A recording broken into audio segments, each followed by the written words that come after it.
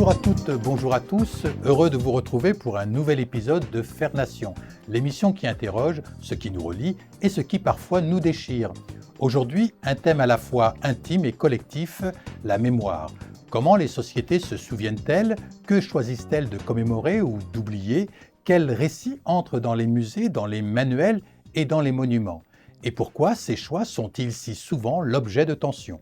Pour en parler, j'ai le plaisir de recevoir une spécialiste des politiques mémorielles, des lieux de mémoire et des usages publics du passé. Bonjour Brigitte Sion. Bonjour Rachid Azizi. Merci d'être avec nous. Merci à vous.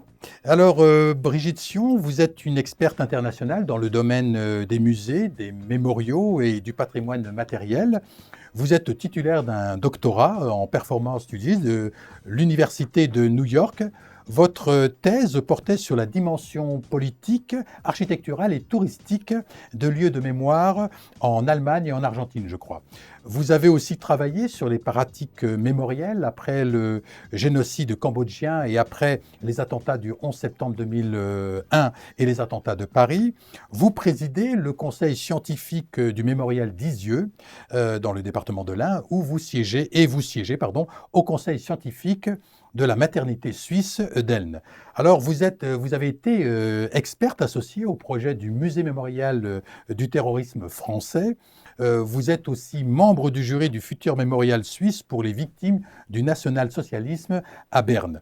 Vous êtes enfin, si je puis dire, co-auteur avec Stéphanie Boissard et Matthias Gemelitsch de Nuremberg, l'album du procès, publié chez Talendier en octobre 2025, qui reproduit les photos des préparatifs du procès de Nuremberg, de ses audiences et de ses coulisses. Et les photos sont réalisées par le photographe américain Charles Alexander.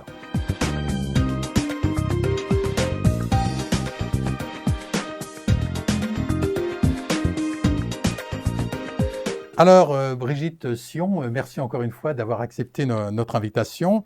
Alors, pour commencer, j'aimerais revenir, à l'origine de votre parcours. C'est important de vous connaître aussi. Vous avez sillonné plusieurs continents, je crois, travaillé sur des mémoires parfois antagonistes. Qu'est-ce qui, au départ, vous a conduite à vous intéresser à cette question si particulière de la mémoire collective et plus précisément aux lieux qui en portent les traces? Je crois que c'est une succession d'intérêts personnels et de hasards. J'ai toujours été intéressée aux questions de mémoire. Je ne suis pas historienne, je suis anthropologue. Et donc, c'est les pratiques qui m'intéressent. C'est pourquoi est-ce qu'on se souvient? De quoi se souvient-on? Comment est-ce qu'on marque une date dans le calendrier? Comment est-ce qu'on choisit des rituels religieux, mais aussi civils, politiques ou autres? Comment est-ce qu'on crée des rituels devant des situations inédites? Par exemple, l'absence de corps de victimes. C'est une nouveauté du XXe siècle, en quelque sorte. Et donc, je me suis intéressée d'abord à ces pratiques en lien avec la Shoah, parce que c'était sur le continent européen et que c'est là que je suis née, que j'ai grandi et que j'habite. Et puis ensuite, au hasard de vacances familiales en Argentine, je me suis intéressée à l'histoire de ce pays et en particulier les années de dictature militaire, qui sont d'ailleurs aussi le fait d'autres pays d'Amérique latine, le Chili, l'Uruguay, etc. Et donc, en m'intéressant et en visitant ce pays, je me suis rendu compte qu'il y avait vraiment à la fois des choses similaires, si on peut dire, mais aussi beaucoup de différences dues au contexte historique, au contexte politique. Et voilà comment j'ai été amenée à m'intéresser à ça dans ma thèse. À l'époque, je vivais à New York, où il y avait une autre actualité mémorielle, c'était l'après des attentats du 11 septembre 2001. Et je me suis intéressée à ça aussi. Donc un véritable cheminement personnel et on voit où vous en êtes arrivé. Je rappelle tout à l'heure tout ce que j'ai dressé comme, comme sujet que vous travaillez. Alors vous utilisez, Brigitte Sion, souvent le terme de politique de la mémoire. Hein. C'est un terme qui est maintenant rentré dans le langage courant. Alors il suggère, je pense, que le souvenir n'est jamais neutre d'une certaine façon, mais qu'il s'inscrit dans des rapports de pouvoir, de choix, voire de silence. Que recouvre selon vous exactement cette notion et qui décide aujourd'hui de ce dont une société se souvient ou non? Alors c'est vrai que quand on entend politique de la mémoire, on pense institution, on Oui, pense État qui décide qu'on va commémorer, qu'on va choisir une date dans le calendrier, plutôt qu'on que... va choisir un lieu où on va ériger un monument, un musée ou Oui. un autre marqueur de l'histoire passée, en général une histoire violente, Hmm. une histoire de conflit. Oui, Ce qui est intéressant dans tous ces processus mémoriels que j'ai étudiés, c'est qu'on voit que l'impulsion, elle vient d'abord de la société civile. Elle vient oui, d'abord de ceux qui ont survécu, qui ont été témoins, qui ont perdu des gens, qui ont perdu des proches et qui sentent le besoin de pouvoir marquer le lieu où ça s'est passé et ensuite de transmettre cette mémoire. Et que ce soit à une petite échelle, hein, l'idée de placer une plaque sur oui. un mur, ou bien à une grande échelle, d'évoquer un mémorial à l'échelle nationale, eh bien, dans la plupart des cas, ça démarre dans la société civile. Et ensuite, évidemment, on crée des associations, on cherche la visibilité, on s'adresse aux médias, mais on a besoin, en fin de compte, de la validation des Oui. instances politiques et surtout de leur soutien financier pour pouvoir concrétiser ce projet. Très bien. Euh, Quand on parle de mémoire, Brigitte Sion, on pense parfois à une forme de lien ou de réconciliation, souvent d'ailleurs. Mais vous le montrez bien dans vos travaux. Faire mémoire, c'est aussi faire conflit. C'est un peu l'antagonisme qui peut se présenter. Pourquoi est-ce si difficile d'avoir un récit commun du passé? On le voit dans beaucoup de conflits. Je pense à l'Algérie, mais ça peut être d'autres types de conflits. Parce que d'abord, la mémoire n'est jamais lisse, la mémoire n'est jamais unique. Voilà. La mémoire a des aspérités, Voilà. des contours parfois un peu sinueux, des zones d'ombre, des silences, des non-dits, beaucoup de blessures. Et donc une des difficultés quand on veut créer un lieu de mémoire pour Oui. faire mémoire, Oui. c'est justement ça va pas être unique, ça va pas être un chemin complètement droit et complètement clair, avec une destination claire.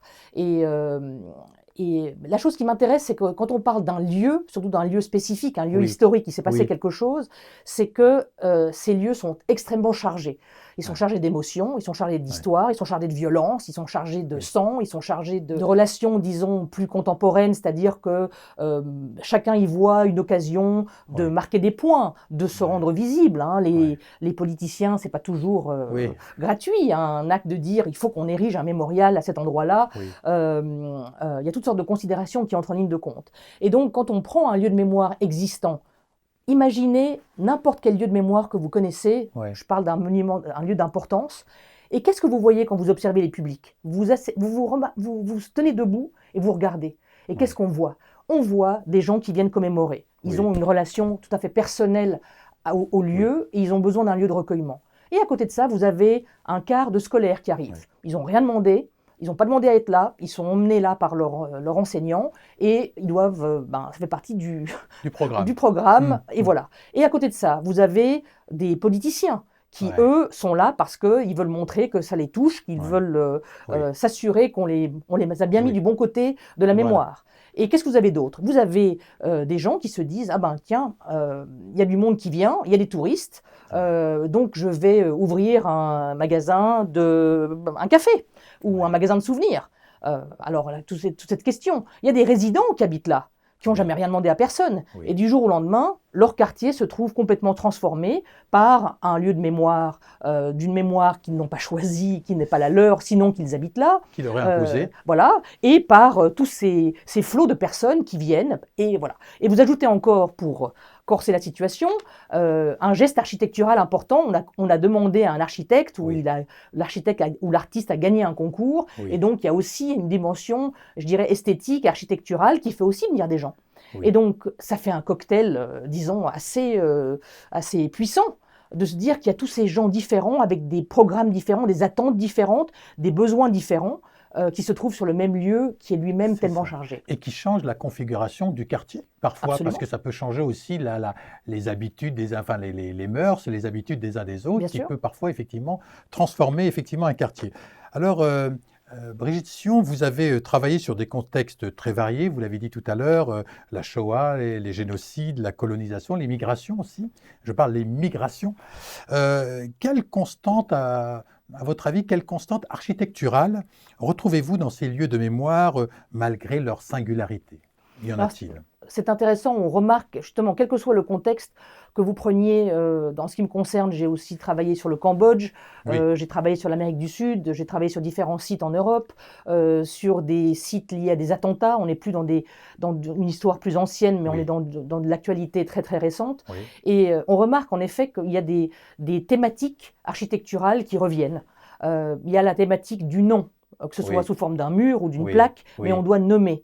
Il y a la thématique de la symbolique de l'absence. Une chaise vide, oui, une oui, oui. fracture, un arbre coupé, une L'impact d'une ombre, balle. l'impact d'une balle, une Ouais, ombre, une trace. ouais, Il y a toute la thématique autour de... il y a un mouvement ascendant, il y a un ouais. mouvement descendant, il peut y avoir un mouvement circulaire. Oui, Donc on oui, sent qu'il y a quand oui, même une circulation qui se fait dans un sens ou dans un autre. Et puis vous avez des éléments très importants qui sont les éléments naturels. oui, Le plus souvent, il y a des arbres, où il y a des plantes, où il y a quelque chose oui, de vert. oui, Et aussi, l'autre élément naturel très important, c'est l'eau. L'eau, c'est oui, la vie, oui, c'est, enfin, comme les arbres, c'est le cycle. Et oui. donc, sous forme de fontaine, sous forme de bassin, sous forme de petits courants. Et l'eau, c'est aussi peut-être la paix aussi, ça apaise aussi peut-être cette impression parfois douloureuse de ce que ça peut renvoyer à Absolument. ce public. Et l'eau a un son. Et l'eau a Et un ça, c'est son. très important dans les mémoriaux aujourd'hui. On se rend compte qu'on a bien dépassé le mémorial, que ce soit une plaque ou que Oui, ce soit une statue, oui, mais qu'on est dans une sorte d'écosystème oui, c'est où les ça. sens sont tous engagés. Ouais. On marche, on n'est plus en station Oui, debout devant une plaque ou un monument, oui, on circule oui, et on se rend compte que même en pleine ville, il y a d'autres sons. c'est On vrai, n'entend plus la circulation. On c'est très entend par juste. exemple le bruit de l'eau. On Oui, entend davantage des sons qui sont un peu mouchetés, qui oui. sont... Et puis l'eau, est-ce que c'est pas aussi un peu le miroir aussi? Est-ce que c'est pas l'occasion de pouvoir se voir dans l'eau alors quand il n'y a pas effectivement des effets de... Mais effectivement, ça peut être tout ça cumulé. Alors aujourd'hui, de plus en plus de débats surgissent autour des statuts, des noms, des rues ou encore des restitutions. À votre avis, que, que disent ces controverses de notre rapport au passé? Eh bien, écoutez, pour moi, je trouve que c'est un peu une occasion manquée. Une Ah, occasion manquée d'un point de vue pédagogique. Parce que je comprends tout à fait aujourd'hui, on se dit, tiens, on a nommé telle rue ou tel quai oui, ou pour telle personne oui, qui, en son temps, a oui, été un bienfaiteur, a été une personnalité politique ou oui, intellectuelle très importante, mais qui, aujourd'hui, on voit bien qu'il y a des zones d'ombre, que c'est quelqu'un qui a fait des recherches en biologie, mais voilà, qui suivait les théories voilà. eugénistes, par exemple, ou Mm. bien qui a fait beaucoup d'argent, mais grâce au commerce des esclaves, Oui, oui, ou oui. d'autres situations de ce genre.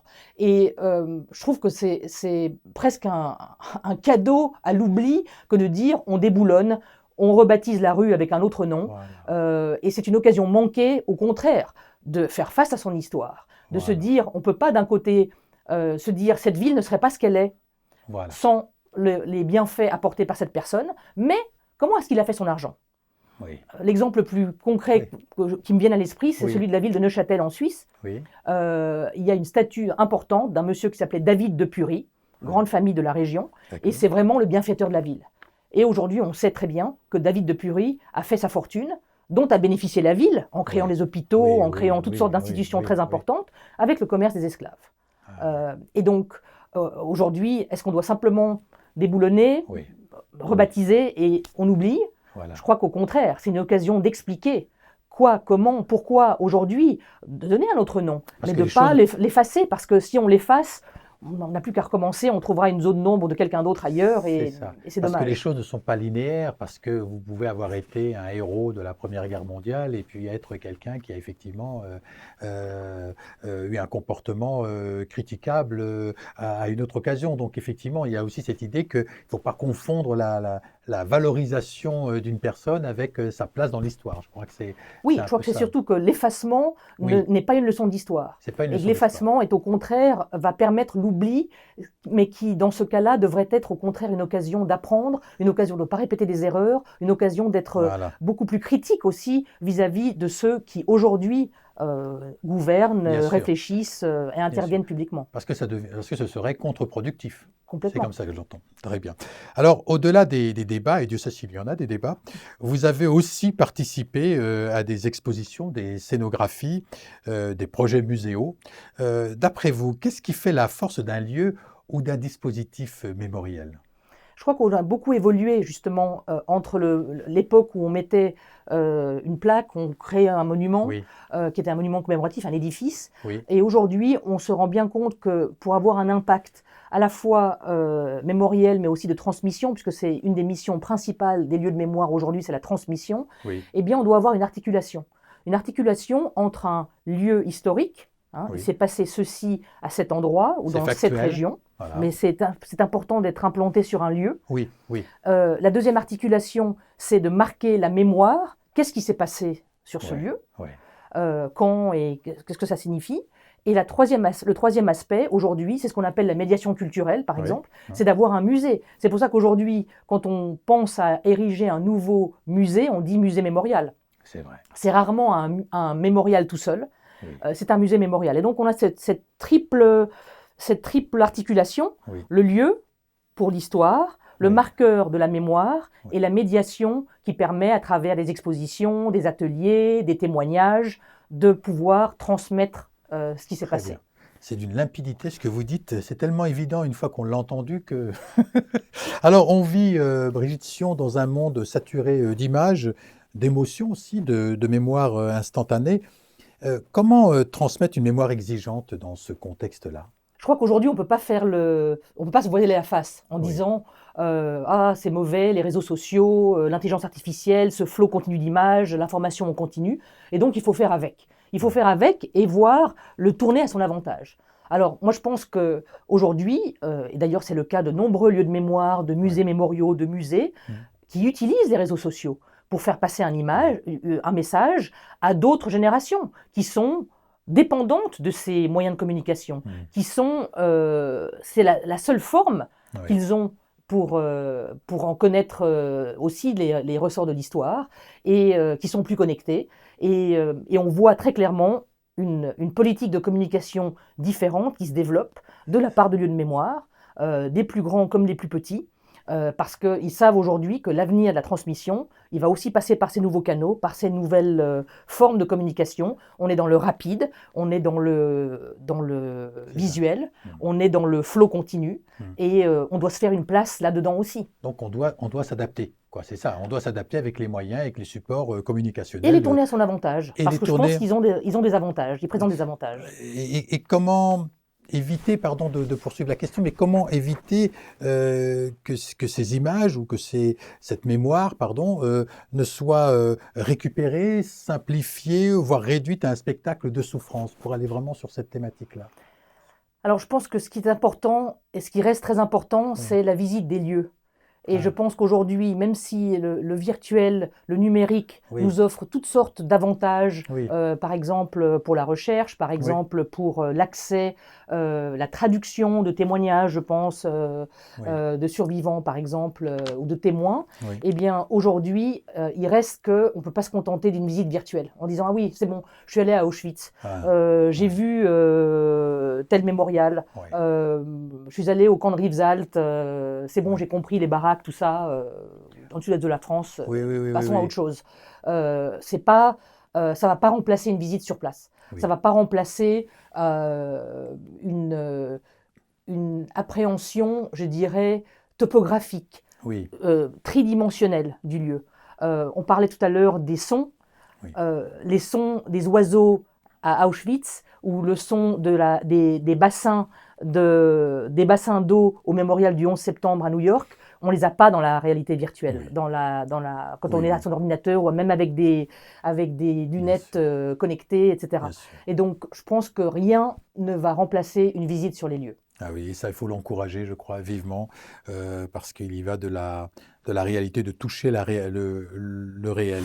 Euh, un mot revient, enfin plusieurs mots, mais un mot revient souvent, concurrence des mémoires. Faut-il le redouter?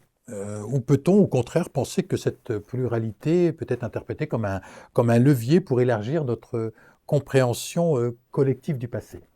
Alors, je me demande toujours d'où vient le mot concurrence de mémoire. Est-ce Oui. qu'ils viennent de communautés qui se trouvent sous-représentées Hmm. ou est-ce qu'ils viennent d'universitaires qui réfléchissent et qui se disent c'est fou, il y a toute cette littérature qui existe sur tel Hmm. groupe ou telle tragédie et beaucoup moins sur tel autre. Hmm. Alors, comme je ne peux pas répondre à cette question, Oui, oui, je me dis que ce qui est intéressant, c'est que on voit que finalement plus on fait mémoire, plus on parle de mémoire, plus Oui. on parle de projet mémoriel ou de Oui. pratique mémorielle, et plus ça éveille Ouais. les consciences d'autres groupes. Je vais vous donner un exemple qui me semble très parlant. C'est la décision qui a mis beaucoup de temps à se concrétiser de créer un mémorial de la Shoah à Berlin, un mémorial national. C'était le premier mémorial national en Allemagne. Oui. Eh bien, il a fallu beaucoup d'années pour le faire, mais entre-temps, ça a éveillé la conscience des communautés Sinti et Roms qui Oui. ont dit, mais nous aussi, on a été des victimes extrêmement ciblées par les nazis, et on aimerait un mémorial en bonne et due forme qui nous concerne, nous. Et ça, c'était pas prévu au départ dans la réflexion aux plus hautes échelles allemandes. Les victimes oubliées, un peu. Oui, exactement. Oui. Et ces communautés ont obtenu un mémorial qui est à 2 pas de là, qui est très fort pour la Shoah des Sinti et des Roms. Et pareil, dans la foulée, la communauté homosexuelle a aussi dit, nous avons été les victimes du nazisme, nous avons été ciblés comme tels, et c'est sans doute l'un des seuls, si ce n'est le seul, mémorial aux victimes homosexuelles du nazisme qui existe, aussi à 2 pas de là à Berlin.